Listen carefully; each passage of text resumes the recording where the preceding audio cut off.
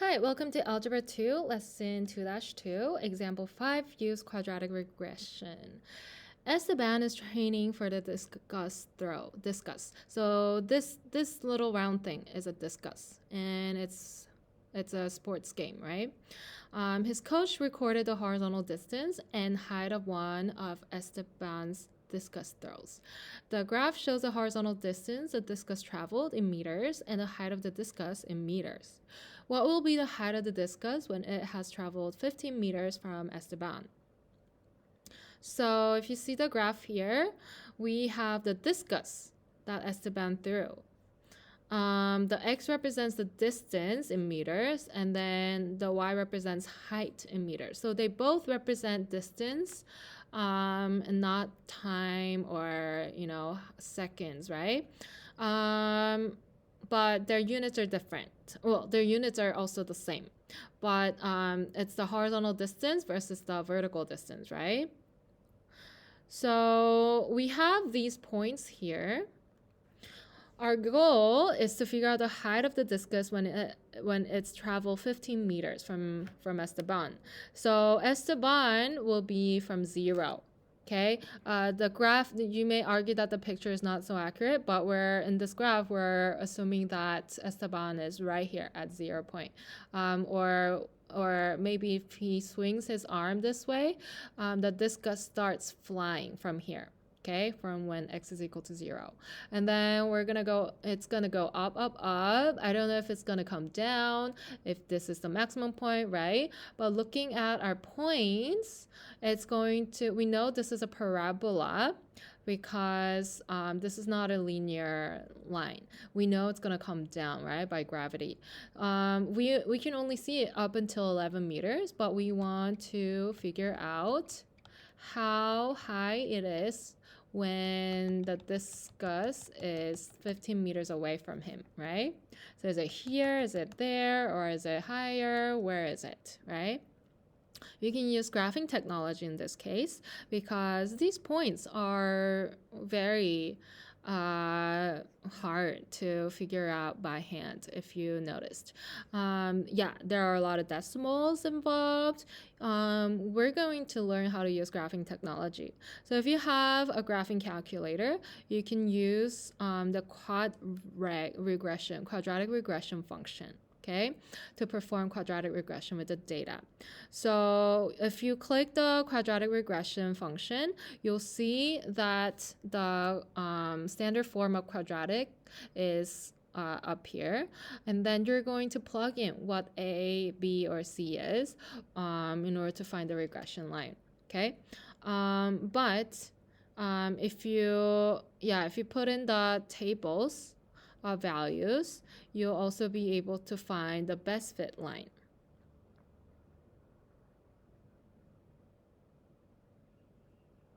So the regression equation gives you an approximate equation for the parabola. In Desmos, you'll be able to figure out let's go to desmos.com. You'll be able to write the standard form to figure out the A, B, and C. Okay, so we have this standard form of equation. You can just plug it in, and then you would want to put a table of values. So looking at your looking at your points, you're gonna have to graph them. 10, 8.55, and then 9, 7.99, and then I'm gonna skip to 5, 5.45.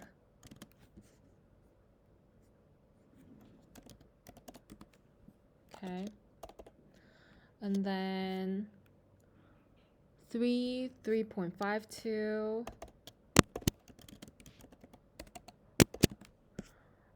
and then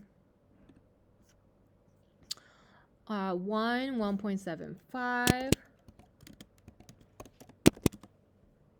Okay. So obviously, this parabola does not look right. Maybe it's a negative. It is going to be negative. You want to translate. So you can move the sliders to see if it's going to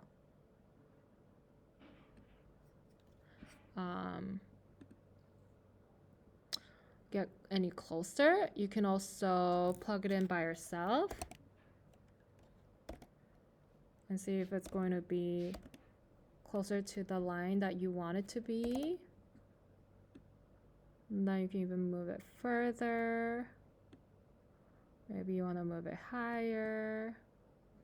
And then this could get even smaller.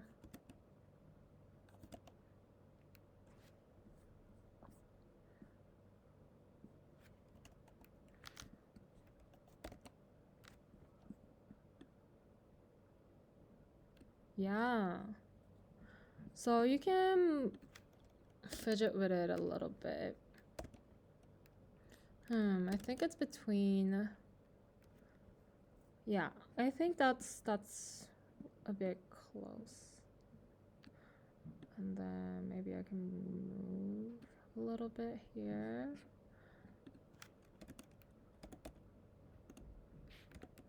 Oh, I'm getting closer.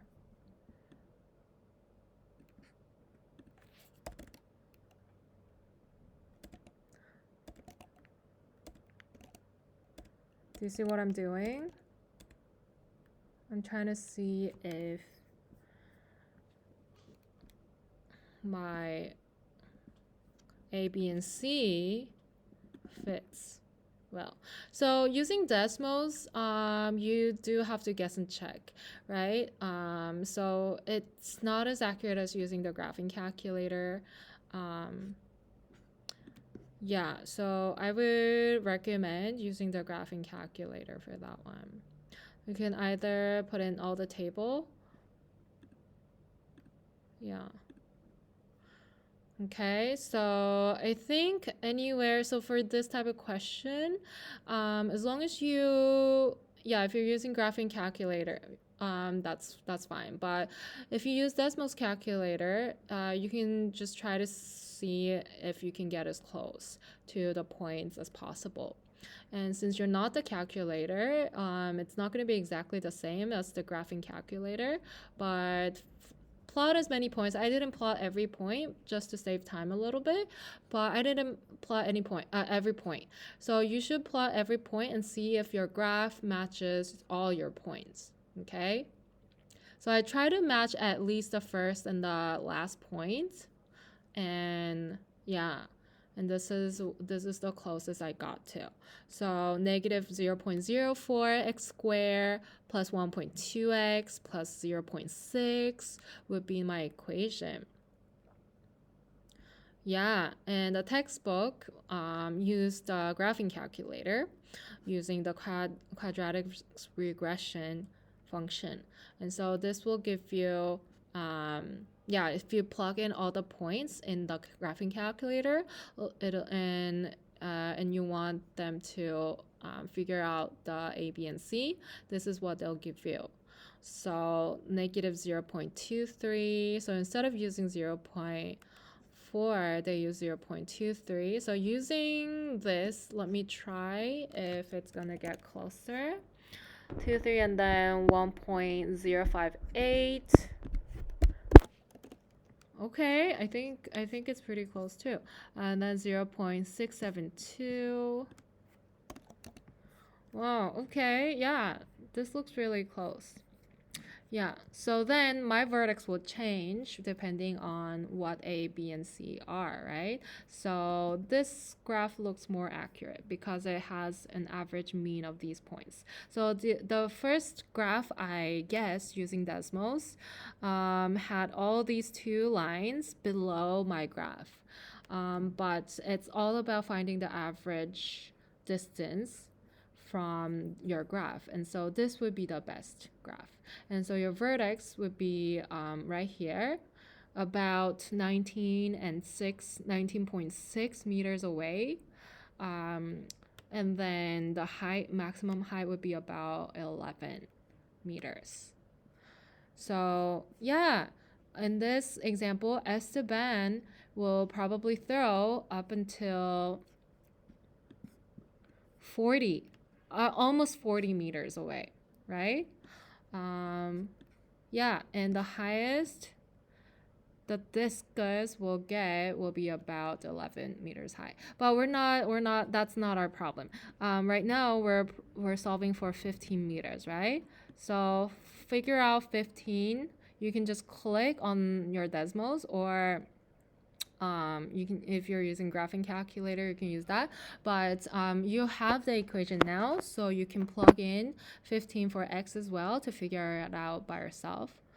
So it's going to be about 10.467 meters. And so our answer would be about 10.5 meters.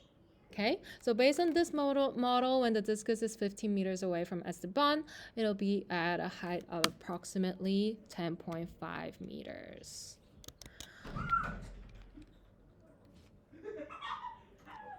Okay, so let's look at try number 5. A fan threw a souvenir football into the air from the top of the bleachers toward the bottom of the bleachers. The table shows the height of the football in feet above the ground at various times in seconds. If the football was not touched by anyone on its way to the ground, about how long did it take the football to reach the ground after it was thrown? We have a table. You can use technology to figure out your quadratics equation, and then use that to figure out this question. So pause the video and come back when you're ready for answers.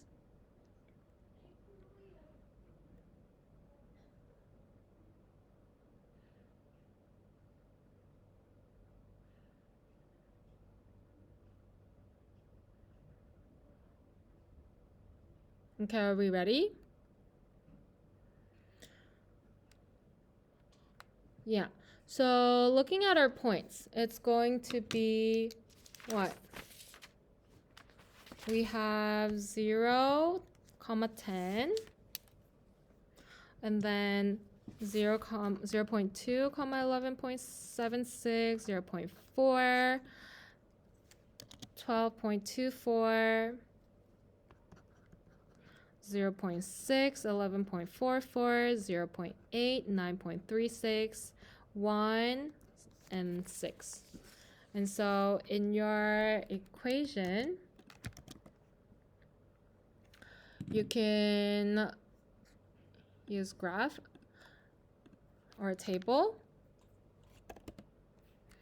and then plug in all the values for x, and then y is 10, 11.76, 12.24, 11.44, and then 9.36 and 6, right? Yeah, there we go. Ooh, so we're going to fit the window. So when this happens, you see a parabola actually already. The maximum should be around here, right? And then it goes down again. So you're going to adjust your window where your x-axis is by greatest 2. And then it's going to be from 0 to 2. Or it could be -1, okay? To see the parabola better. Yeah, you see these points, right? And then you're going to use your best fit line.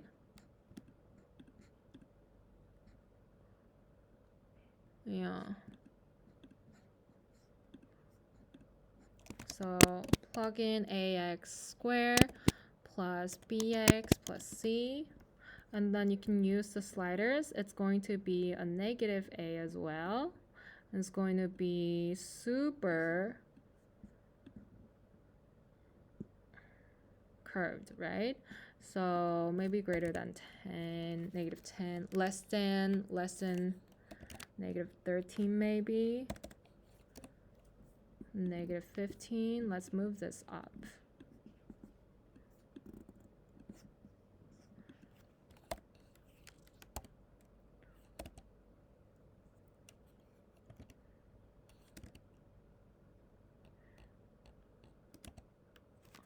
Okay, and then we can move it here.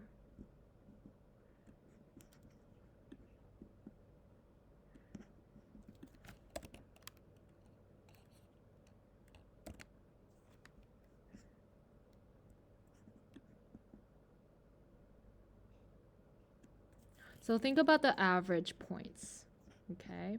Maybe our A has to be even sharper like that. Ooh, this is pretty close, wouldn't you say? All the points are on my line. So I would probably say the equation that would be modeling this situation would be negative 16x squared plus 12x plus 10, right? So then I'm going to write that. F of x would be about negative 16x squared plus 12x plus 10. Wait, did I do this right? Yeah, negative 16, 12, and 10. Yeah. And so using this model, we want to figure out if the football was not touched by anyone on its way to the ground, but how long did it take the football to reach the ground after it was thrown? We want to figure out the x-intercept in this case, right? Because your y represents the height. And when it reaches the ground, it means after it was thrown, when does it reach the height of 0? So after it was thrown, after x is 0, your x-intercept is right here, 1.25. So it's about 1.25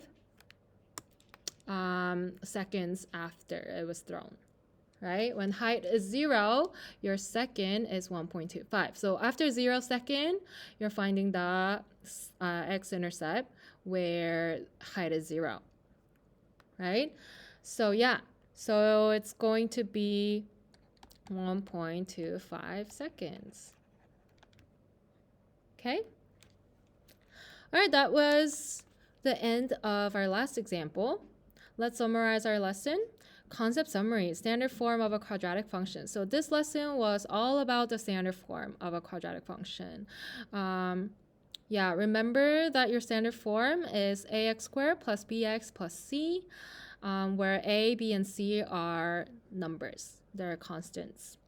And your vertex could be figured out by using this equation, h is equal to negative b over 2a. So you need to find the x-coordinate of the vertex first, which is h. And then using h, you can plug the h into your equation to figure out your k. And your axis of symmetry is the same as your h. So it's equal to x equals h. And this itself is your line. So you have to write x equals. If you just write the number, that is not an equation of the line, so it's not the axis of symmetry. Okay, y-intercept is when x is equal to 0, and it's going to be when it's equal to constant, because when x is 0, your first and second term will be gone, and all that's left is your constant c. And so, yeah, this is an example for the graphs of a quadratic equation where, yeah, when you have 3 points, you'll be able to figure out the approximate graph using technology. Okay, that was lesson 2-2, the standard form of a quadratic function. See you in the next lesson. Bye!